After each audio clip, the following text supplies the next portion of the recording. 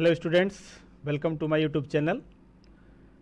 बच्चों, आज हम क्लास 11th के लिए आप कक्षा 10 से सीधे एग्ज़ाम दे करके और कक्षा 11 में आते हैं। कक्षा 11 और 12 का जो बोर्ड का पेपर होता है उसका मॉडल जो है कक्षा 10 से हट करके होता है।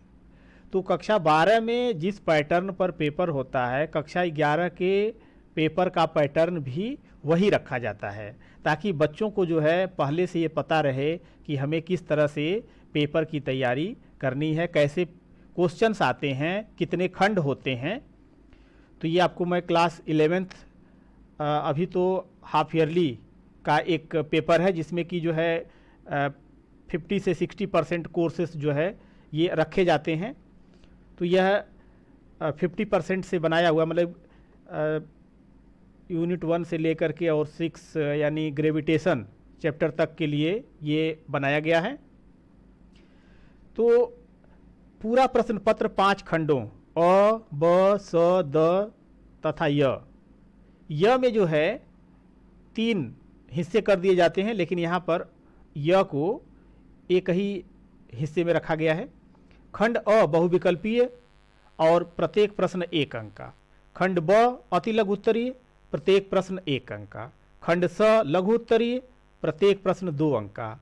और खंड द भी लघु उत्तरीय होता है, लेकिन इसका आंसर खंड स की तुलना में बड़ा होता है और प्रत्येक प्रश्न 3 अंक का। तथा खंड य दीर्घ उत्तरीय प्रश्न होता है और प्रत्येक प्रश्न 5 अंक का होता है। तो इसमें खंड अ, खंड ब, खंड स में कोई इंटरनल चॉइस नहीं रहती है, लेकिन खंड द में एक क्वेश्चन में इंटरनल चॉइस होती है, अथवा करके दिया जाता है। और प्रश्न ये जो दीर्घ उत्तरीय खंड य होता है, इस खंड य में 2 इंटरनल चॉइस दी जाती है, यानी 2 प्रश्नों में अथवा करके दिया जाता है। अब यह पैटर्न देखिए क्या है। जैसे खंड अ, यह सिर्फ आपको प्रैक्टिस के लिए है कि ऐसे पेपर्स आते हैं। सही विकल्प चुनिए। यह प्रत्येक प्रश्न 1 अंक का होगा और ये 6 प्रश्न होंगे। जैसे पराश्रव्य तरंगों का परावर्तन किस प्रौद्योगिकी पर आधारित है? नाभिकीय रिएक्टर, लेसर, सोनार, वायुयान। तो यह आधारित है सोनार पर। इसी तरह आकाशगंगा में तारे के परिक्रमण काल के लिए सूत्र होगा, तो ये होता है T = 2 पाई √r³ /g/mg। और यहाँ पर ये mg जो है यह मास ऑफ गंगा के लिए है। g को आप ये न समझें कि यह एक्सीलरेशन ड्यू टू ग्रेविटी है, यह mg सफिक्स है। तो ये आकाश गंगा यानी ये mg मतलब कि मास ऑफ गंगा के लिए है। इसी तरह से integral dx/√2ax - x² equals to a⁴n-1 sine inverse x/a-1 है, तो n का मान होगा। अब यह बीमा का प्रयोग आप करेंगे, यह डायमेंशनलेस क्वांटिटी है, तो इधर का भी डायमेंशनलेस होना चाहिए। तो ये साइन इनवर्स ये तो डायमेंशनलेस हो गया, लेकिन यह डायमेंशनलेस नहीं है, अर्थात a⁴n-1 की वैल्यू 1 होनी चाहिए। और 1 से मतलब है कि a⁴n-1 बराबर a⁴0, क्योंकि किसी का पावर 0 होता है तो उसकी वैल्यू 1 होती है। तो n-1 बराबर 0 हो जाएगा, तो n = 1 आ जाएगा। इसका ऑप्शन बी होगा। प्लांक नियतांक की बीमा E = hc/λ से आप निकाल लेंगे या hν से निकाल लेंगे। तो यह ml-1 और t-2 होती है। एक सर्कस में मोटरसाइकिल चालक ऊर्ध्वाधर तल में R त्रिज्या के वृत्ताकार पथ पर मोटरसाइकिल चलाता है। उसके पथ के उच्चतम बिंदु पर न्यूनतम वेग होगा, तो क्रांतिक वेग के बराबर होता है, और क्रांतिक वेग होता है √gr। द्रव्यमान m तथा त्रिज्या R के ठोस गोले का उसके व्यास के परितः जड़त्व आघूर्ण है क्या? तो ठोस गोले के लिए होता है 2/5 mr²। खंड ब में भी 1 नंबर का क्वेश्चन होता है, और जैसे क्वेश्चन है 2.64 × 10⁻24 किलोग्राम में सार्थक अंकों की संख्या ज्ञात कीजिए। तो इसमें सार्थक अंकों की संख्या होगी 3। अब ये कैसे लिखना है ये आपको मैं अभी पूरा सलूशन इसका दिया हूं, और किस तरह से एग्जाम में आपको लिखने चाहिए जिससे कि आप अच्छे अंक प्राप्त कर पाएं, यह आप इसमें देखेंगे। तो पूरा पेपर का सलूशन, पूरे पेपर का सलूशन जो है पीडीएफ में, जो डिस्क्रिप्शन है, डिस्क्रिप्शन में जो है पीडीएफ का लिंक दिया गया है, और उसे आप डाउनलोड करके और पूरा सलूशन आप अच्छे से देख सकते हैं। तो जैसे ये 2.64 10 पावर 24 किलोग्राम में सार्थक अंकों की संख्या, तो सार्थक अंकों की संख्या ज्ञात करनी है, तो इसमें आपको पता है कि सार्थक अंकों की संख्या होगी 3। ए के किस मान के लिए ए और बी लंबवत हैं, तो लंबवत के लिए क्या होना चाहिए, ए डॉट बी बराबर 0, क्योंकि cos 90 का मान 0, तो ए डॉट बी बराबर 0 होना चाहिए। तो ए डॉट बी करेंगे तो ए डॉट बी से हम ए की वैल्यू फाइंड कर लेंगे। रिक्त स्थानों को मात्रकों के उचित परिवर्तन द्वारा भरिए, यानी यह एमकेएस में दिया गया है, इसको आपको सीजीएस में लिखना है। एक खगोलीय दूरी से क्या तात्पर्य, इसका मान लिखिए। क्रिकेट का कोई खिलाड़ी किसी गेंद को 100 मीटर फेंक सकता है, वह खिलाड़ी उसी गेंद को पृथ्वी से ऊपर कितनी ऊंचाई तक फेंक सकता है। चंद्रमा पर वायुमंडल नहीं है, कारण बताइए। अब इन सभी के आंसर्स जो है आप ये देखेंगे कि यहाँ पर आंसर जो है दिया गया है। सार्थक अंकों की संख्या 3 हो गई। ए बराबर 2i प्लस ए जे प्लस के है, और बी बराबर 4i minus 2j minus 2k है, और ये दोनों लंबवत हैं, तो ए डॉट बी बराबर 0, यानी ए की जगह पर 2i प्लस ए जे प्लस के, और ये डॉट बी की वैल्यू रखेंगे। अब डॉट प्रोडक्ट में क्या होता है, आई का आई के साथ, जे का जे के साथ, और के का के के साथ, बाकी टर्म 0 हो जाता है। तो ये आ जाएगा 2 4 जा 8 माइनस 2a माइनस 2 बराबर 0। 8 में से 2 जाएगा तो 6 बचेगा, तो 2a बराबर 6, यानी a बराबर 3 हो जाएगा। इसी तरह से है g का मान, इसको चेंज कर देंगे तो ये आ जाएगा 6.67 10 पावर माइनस 8 करके। खगोलीय दूरी है, पृथ्वी तथा सूर्य के बीच की माध्य दूरी को एक खगोलीय दूरी कहते हैं, या औसत दूरी को जो है एक खगोलीय दूरी एस्ट्रोनॉमिकल यूनिट कहते हैं, और एक एस्ट्रोनॉमिकल यूनिट की वैल्यू होती है 1.496 इंटू 10 पावर 11 मीटर, या 1.5 into 10 to the power 11 meter. ये प्रोजेक्टाइल मोशन से है, तो इसमें एच मैक्स बराबर होता है R max by 2। R max 100 meter दिया गया बटा 2, तो 50 मीटर हो गया। चंद्रमा पर वायुमंडल नहीं है, तो चंद्रमा पर वायुमंडल नहीं है, क्यों नहीं है, चंद्रमा पर सामान्य ताप पर गैसों के उसमें वेग का मान चंद्रमा पर पलायन वेग के मान से अधिक है, अतः गैसें वहां से पलायित हो जाती हैं, इसी कारण चंद्रमा पर वायुमंडल नहीं है। तो इस तरह से ये खंड ब हो गया। इसी तरह खंड स में ये क ख ग घ अंग और ये च, ये प्रश्न है। अब इसमें आप ये देख रहे हैं कि एक कण 14 सेंटीमीटर त्रिज्या के वृत्तीय मार्ग पर 2 चक्कर प्रति सेकंड लगाता है। कण के रेखीय वेग की गणना कीजिए, तो v बराबर आर ओमेगा से निकाल लेंगे इसको। दो तलों के बीच घर्षण किन बातों पर निर्भर करता है, तो दो तलों के बीच घर्षण किन बातों पर निर्भर करता है, तो एक तो होता है कि संपर्क तलों के प्रकृति पर, तथा दूसरा जो है दोनों के बीच, दोनों तलों के बीच जो घर्षण गुणांक होता है, इन घर्षण गुणांक पर भी निर्भर करता है। एक प्रकाश वर्ष को परिभाषित कीजिए, तो एक प्रकाश वर्ष किसे कहते हैं, निर्वात में प्रकाश द्वारा एक वर्ष में तय की गई दूरी को एक प्रकाश वर्ष कहते हैं, और एक प्रकाश वर्ष बराबर होता है 9.46 into 10 to the power 15 meter, या 9.46 into 10 to the power 12 kilometre.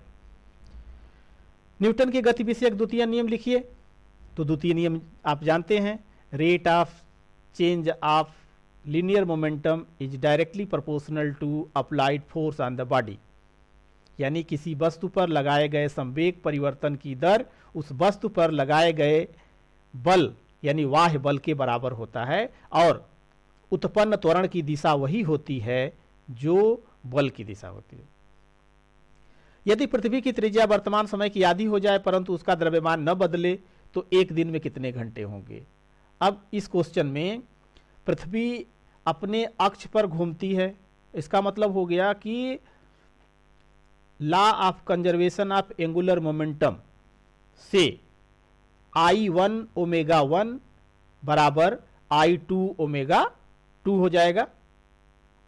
ये जो है I1 ओमेगा 1 बराबर I2 ओमेगा 2, तो ये 2/5 mr1 स्क्वायर, ओमेगा की जगह पे 2π/T1 बराबर 2/5 mr2 स्क्वायर 2π/T2, 2/5 m दोनों तरफ कैंसिल, 2π दोनों तरफ कैंसिल। अब T2/T1 बराबर R2 का स्क्वायर बटा R1 का स्क्वायर, तो लिख सकते हैं R2/R1 का होल स्क्वायर बराबर R1, ये R2 जो है आधा कर दिया गया माने पहले का, तो R1 का आधा, तो R1/2 बटा R1, ये R1 से R1 कट जाएगा, ये 1/2 का स्क्वायर 1/4, तो T2 बराबर T1/4, और T1 कितना होता है 24 घंटे होता है, तो 24/4 यानी 6 घंटे। तो अब जो है दिन और रात कितने समय का होगा, 6 घंटे का होगा। 3 के 6 में कहा गया था कि दो बल 6 न्यूटन और 8 न्यूटन एक दूसरे के लंबवत हैं, तो जब लंबवत हैं तो उनका जो रिजल्टेंट होगा वह F बराबर √F1 square plus F2 square, 6 का स्क्वायर प्लस 8 का स्क्वायर, तो ये 36 और प्लस 64 100 हो गया बराबर 10 न्यूटन। उत्पन्न त्वरण A बराबर F/m, तो 10/5 यानी 2 मीटर पर सेकंड स्क्वायर, और त्वरण की दिशा वही होती है जो बल की दिशा होती है, अर्थात यह बल इस दिशा में कार्य करेगा, इस दिशा में, तो जब इस दिशा में कार्य करेगा तो tan थीटा बराबर ये 6/8 P/B, तो 6/8 से 2/3 6, 2 चौको 8, 3/4 यानी थीटा बराबर tan इनवर्स 3/4, तो त्वरण की दिशा परिणामी बल की दिशा में ही होगी। क्वेश्चन नंबर 4 का क है, 4 के क में कहा गया है कि पृथ्वी से ऊपर जाने पर g का मान घटता है, तो पृथ्वी के सतह पर g का मान होता है gm/r स्क्वायर, पृथ्वी की सतह से h ऊंचाई पर g डैश बराबर gm/r प्लस h का होल स्क्वायर। अब g डैश बटा g कर देंगे तो gm कैंसिल हो जाएगा, r स्क्वायर बटा r प्लस h का होल स्क्वायर, यहां से r स्क्वायर को कॉमन ले लेंगे, तो r को जब कॉमन लेंगे तो बाहर जाएगा तो स्क्वायर जाएगा, तो r स्क्वायर 1 प्लस h/r का स्क्वायर, r स्क्वायर से ऊपर कट गया 1/h प्लस r का होल स्क्वायर, यानी g डैश बराबर ये g इधर चला जाएगा, तो g डैश बराबर g/1 प्लस h/r का होल स्क्वायर। 4 का ख है, कार्य ऊर्जा प्रमेय से क्या तात्पर्य है, तो कार्य ऊर्जा प्रमेय से क्या तात्पर्य है, इस प्रमेय के अनुसार किसी वस्तु की गतिज ऊर्जाओं में जो अंतर होता है वही अंतर वस्तु पर किए गए कार्य के बराबर होता है, अर्थात डेल्टा डब्ल्यू बराबर kf माइनस के आई, यानी final kinetic energy minus initial kinetic energy, तो डेल्टा डब्ल्यू बराबर 1/2m विद इन ब्रैकेट हो गया v square minus u square.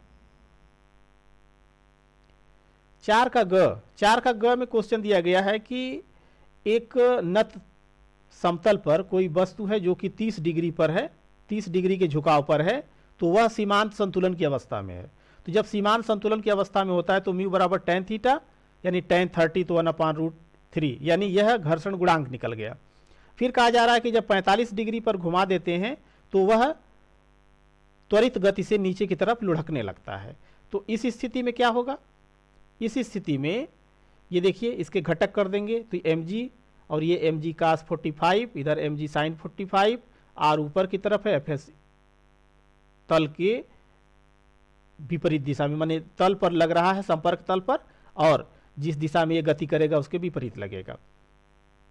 तो जब झुकाव 45 डिग्री है तो पिंड त्वरित गति से फिसलती है, यानी जो लगने वाला त्वरण है यह mg sin 45 माइनस fs बराबर ma, fs के जगह पर म्यू एस r रखेंगे, और ये sin 45 की वैल्यू 1/√2 होती है, m दोनों तरफ से कट जाएगा, तो a बराबर क्या हुआ, यहाँ से होगा g/√2 माइनस म्यू एस की वैल्यू है 1/√3 cos 45 1/√2, तो g/√2 को कॉमन ले लीजिए तो 1 माइनस 1/√3, तो g/√2 ये सिंप्लीफाई करेंगे तो √3 माइनस 1/√3, यानी ये आ गया आपका g/√2 और √3 से ऊपर गुणा कर दीजिए, रेशनलाइज कर दीजिए तो √6/6 ये 1.732 माइनस 1, तो ये जब घटा देंगे तो आ जाएगा 0.732। अब इसको कट कर देंगे, कट करने के बाद आ जाएगा 4.9 इंटू 2.45 इंटू 0.244 यानी 2.94 मीटर पर सेकेंड स्क्वायर। अब यहाँ पर अगर हम दशमलव के 2 स्थान तक वैल्यू न रखें तो इसका मान 2.93 मीटर पर सेकेंड स्क्वायर आएगा, तो यानी यह इस गति से त्वरित होगी नीचे की तरफ। खंड द का, इसमें 4 क ख ग घ अंग और च में एक इंटरनल चॉइस और ये 6। इस तरह से इसमें एक इंटरनल चॉइस इस क्वेश्चन में मिलती है। अब ये क्वेश्चन किस तरह से हैं, जैसे ये ख तक तो आपने कर लिया, ग भी हो गया। 2, 3 तथा 4 किलोग्राम द्रव्यमान के 1 मीटर भुजा वाले समबाहु त्रिभुज के कोनों पर रखे हैं, निकाय का द्रव्यमान केंद्र ज्ञात कीजिए। ये न्यूमेरिकल क्वेश्चन है। इसी तरह से एक तनी डोरी में ध्वनि की चाल v बराबर √T/m, जहां T बराबर mg, प्रयोग द्वारा m का मान 2 किलोग्राम तथा स्मॉल m यानी जो मास पर यूनिट लेंथ है यह 1.5 ग्राम पर मीटर है, तो v के मान में अधिकतम प्रतिशत त्रुटि ज्ञात कीजिए। इसी तरह एक कण r त्रिज्या के ऊर्ध्ववृत्त में गति कर रहा है, इसके उच्चतम बिंदु पर क्रांतिक चाल का सूत्र लिखिए। समांतर चतुर्भुज का क्षेत्रफल ज्ञात कीजिए जिसकी संलग्न भुजाएं ये दी गई हैं। ग्रहों की गति संबंधी केपलर के नियम लिखिए। तो अब इन क्वेश्चंस को सॉल्व करने के लिए ये देखिए आप जो है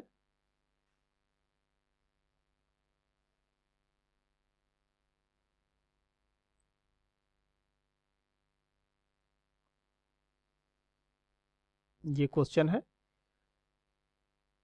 इसमें 2, 3 और 4 किलोग्राम के द्रव्यमान रख दिए गए हैं। ये कोऑर्डिनेट इसका बनेगा 0, 0, ये बनेगा 1, 0 और ये हो जाएगा यहां से यहां तक ये 1/2 और ये आप निकालेंगे CD का मान, तो CD बराबर √AC² - AD², तो ये वैल्यू पुट करने पर आ जाएगा CD बराबर √3/2। अब XCM बराबर m1x1 + m2x2 + m3x3 अपान m1 + m2 + m3, ये वैल्यू पुट कर देंगे। इसी तरह से YCM बराबर ये वैल्यू पुट करके और निकाल लेंगे।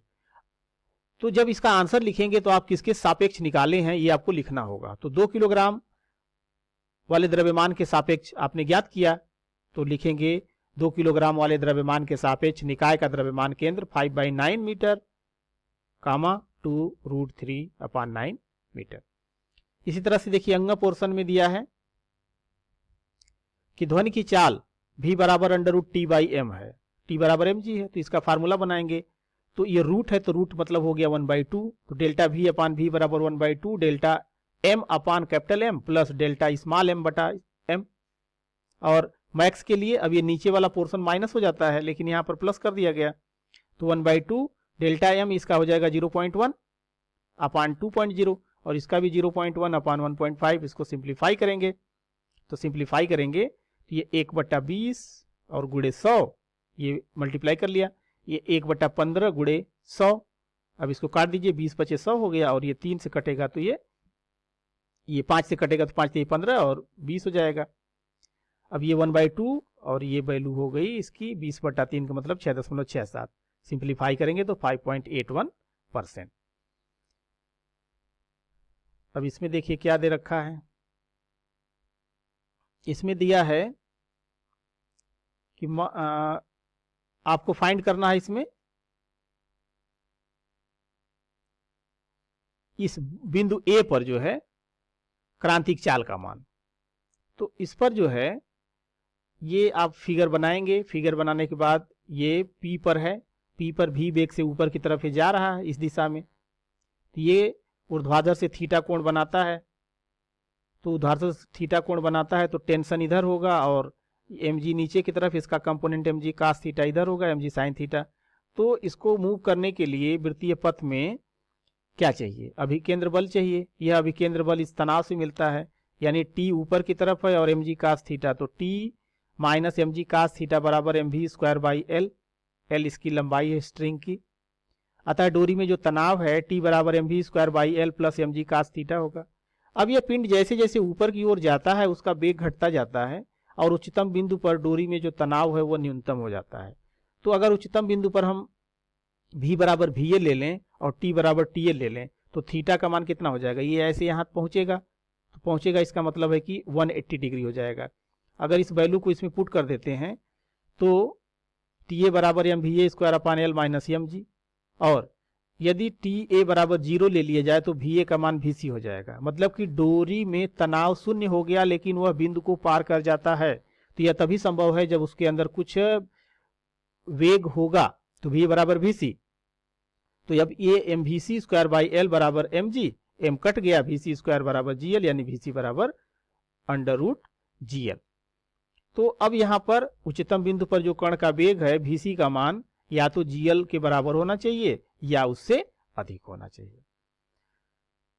इस क्वेश्चन में दिया गया था कि A और B दिया गया है समांतर चतुर्भुज का क्षेत्रफल, तो A क्रॉस B होता है, ये IJK और ये कोफिशिएंट हो गया इसका 1 2 3 और इसका -3 -2 और 1। अब इसको सिंप्लीफाई कर लेंगे एक्सपेंड करके, तो 8i - 10j + 4 के आ जाएगा। ये वैल्यू आ गई वेक्टर के फॉर्म में, लेकिन इसका मैग्नीट्यूड चाहिए, तो इसका मैग्नीट्यूड के लिए हो जाएगा IJK के कोफिशिएंट का स्क्वायर करके सम अंडर रूट, तो 8 का स्क्वायर प्लस ये -10 का स्क्वायर प्लस 4 का स्क्वायर, तो यह आ जाएगा अंडर रूट 180 वर्ग इकाई। ग्रहों की गति संबंधी केपलर के नियम बहुत ही चर्चित नियम है, जो कि आप जानते हैं। कक्षाओं का नियम, क्षेत्रफलीय वेग का नियम, परिक्रमण कालों का नियम। अब इसी तरह से खंड य है, खंड य में लॉन्ग आंसर क्वेश्चन है, तो इसका आंसर जो है बाकी क्वेश्चंस की तुलना में आपको कुछ अधिक लिखना होता है। लेकिन आंसर लिखते समय इस बात का ध्यान रहे कि हमें जो है वैल्यू पॉइंट पर असर कराना है, मतलब कि जो उस क्वेश्चन की मूल बातें हैं वह छूटने न पाए, और लिखने का काम जो है फिगर के माध्यम से अगर आप दर्शाते हैं तो वह ज्यादा सुटेबल होता है। गुरुत्वीय स्थितिज ऊर्जा, तो किसी वस्तु को अनंत से गुरुत्वीय क्षेत्र के भीतर किसी बिंदु तक लाने में जो कार्य प्राप्त होता है उस बिंदु पर वस्तु के गुरुत्वीय स्थितिज ऊर्जा कहते हैं। अनंत पर गुरुत्वीय स्थितिज ऊर्जा का मान 0 होता है और गुरुत्वीय स्थितिज ऊर्जा हमेशा ऋणात्मक होती है। प्रश्न का हिस्सा है कि पृथ्वी के केंद्र से r दूरी पर रखे m द्रव्यमान के पिंड की गुरुत्वीय स्थितिज ऊर्जा के लिए व्यंजक। तो ये देखिए, ये फिगर है, m द्रव्यमान का पिंड यहाँ r दूरी पर रखा है, तो अनंत से यहां तक लाने में जो कार्य किया जाएगा वही कार्य इसकी गुरुत्वीय स्थितिज ऊर्जा के बराबर होगा। तो इस पर जो लगने वाला बल है F बराबर G_m_r²। कण को अनंत से r दूरी तक लाने में किया गया क्या, W ∞ to r। तो ये जो किया गया कार्य है यही इसकी गुरुत्वीय स्थितिज ऊर्जा होती है।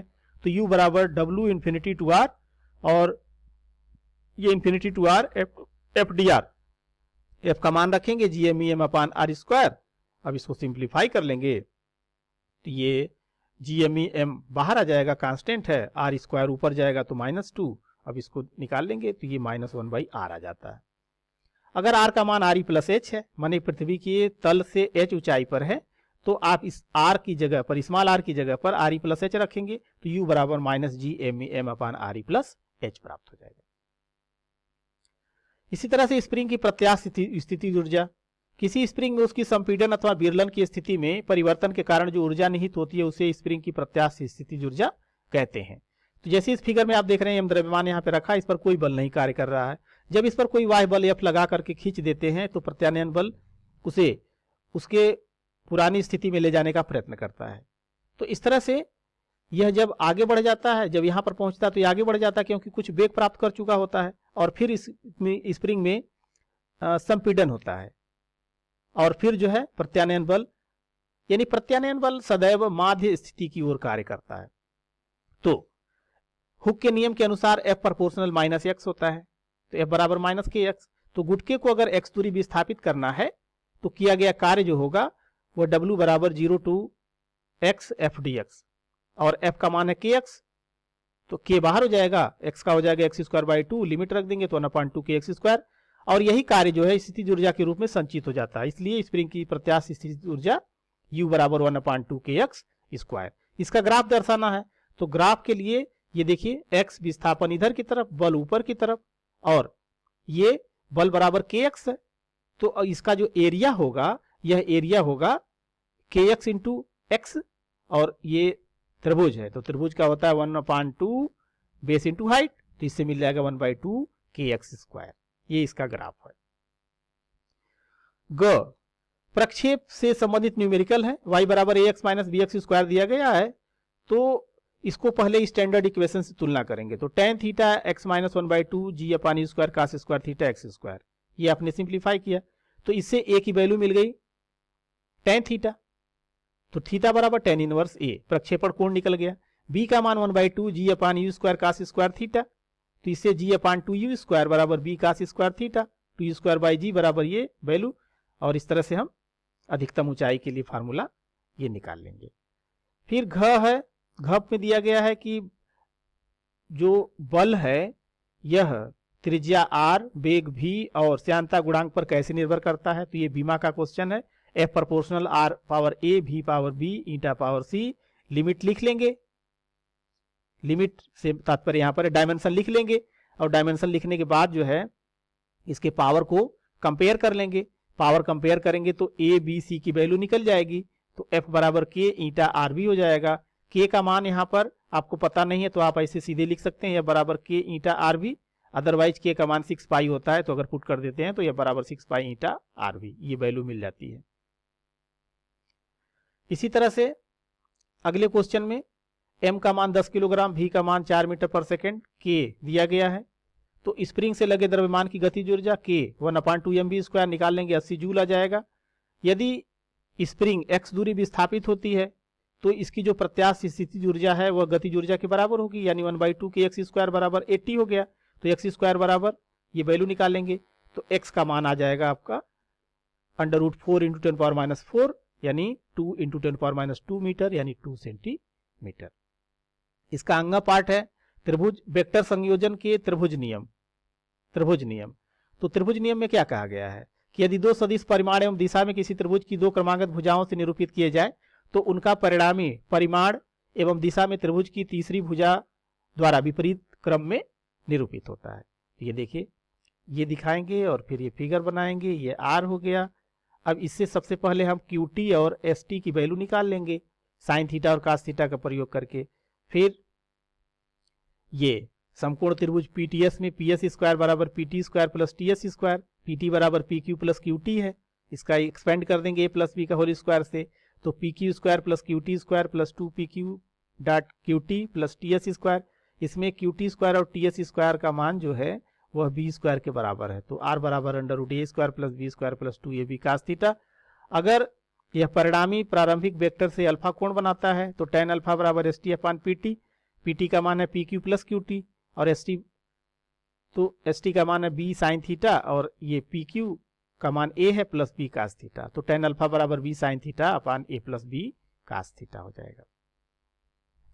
संलग्न चित्र में पिंड पर कार्यरत बल, यानी यहाँ पर ये प्रूफ करना है कि बिना फिसले जो है त्वरण के लिए क्या सूत्र होगा, तो त्वरण के लिए जो सूत्र है यहाँ पर वह सूत्र आपको फाइंड करना है। तो इसके लिए यह इस पर फिगर ही बनाएंगे, फिगर बनाने के बाद आपको ये दिखाना है। तो इधर की तरफ जो लगने वाला बल है mg sine theta minus fs बराबर m में, तो और n बराबर mg कास थीटा हो गया।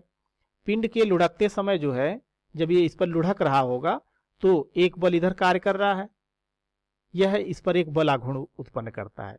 यह बल आघूर्ण जो है टाउ बराबर FSR होता है और टाउ बराबर I अल्फा होता है, तो ये वैल्यू हम पुट करेंगे तो FS बराबर IA अपान R स्क्वायर मिलेगा। अब ये आनत तल पर बिना फिसले लुढ़कने की शर्त है, समीकरण 1 और 3 का प्रयोग कर लेंगे तो ये मिल जाएगा a बराबर G sign theta upon 1 plus K square by R square, यही प्रूफ करना है इसे। इसके बाद अथवा पोर्शन है, अथवा पोर्शन में है कि प्रूफ करना है कि प्रक्षेप का पथ जो है परवलयाकार होता है। तो ये आपका जो है जाना पहचाना क्वेश्चन है, इसे क्षैतिज घटक और ऊर्ध्वाधर घटक में आप वियोजित कर लेते हैं तो ये मिल जाता है।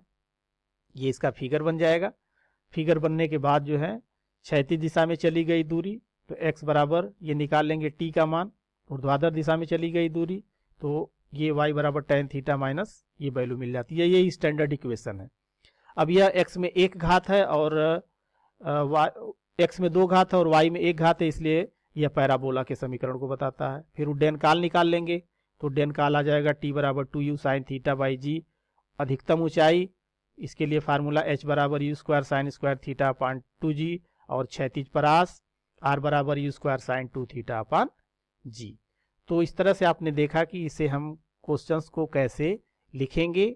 तो इसे आप इस तरह से अगर आप परीक्षा की तैयारी करते हैं तो निश्चित ही आप अच्छे अंक स्कोर करेंगे।